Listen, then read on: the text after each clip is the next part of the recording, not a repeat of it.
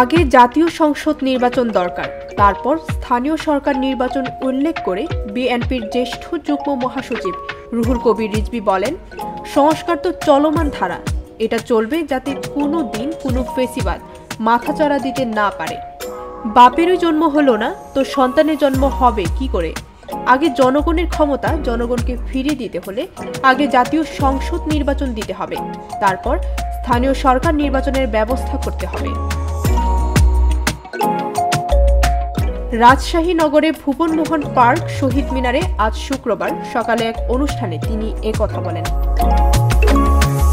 সংস্কার করতে কতদিন সময় লাগে প্রশ্ন তুলে তিনি বলেন, সংস্কারের জন্য বিভিন্ন কমিশন করা হয়েছে, এটা মার্চ মাস, নির্বাচনের জন্য গড়িমসি কেন?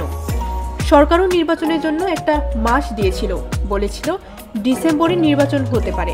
আবারও শুনি কেউ কেউ বলছে না, এই সময়ে নির্বাচন করা কঠিন। নির্বাচন তো করবে নির্বাচন কমিশন, সহায়তা করবে সরকার। আমরা আশা করি সরকার দেশের মানুষের সঙ্গে ন্যায়সঙ্গত আচরণ করবে, কারণ ডক্টর ইউনূস একজন সম্মানিত ব্যক্তি।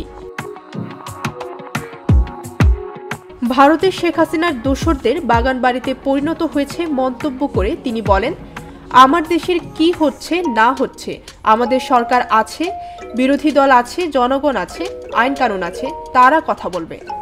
আপনারা কারা যে অন্য দেশের সঙ্গে আলোচনা করবেন? আজ ভারত শেখ হাসিনার দোসরদের বাগান বাড়িতে পরিণত করেছে, কারণ হাসিনার মাধ্যমে ভারত বাংলাদেশকে একটি তাবেদার রাষ্ট্রে পরিণত করেছিল। ভারত যা চাইতো শেখ হাসিনা ভারতকে তাই দিয়ে দিতেন, এভাবে নিজের ক্ষমতা টিকিয়ে রাখতেন।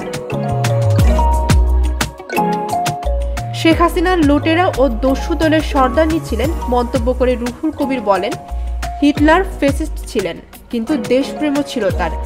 হাসিনা তার কাছ থেকে ফেসিস্ট হওয়া শিখেছিলেন, কিন্তু দেশপ্রেম শিখেননি। ডেস্ক রিপোর্ট, ভোরের পাতা।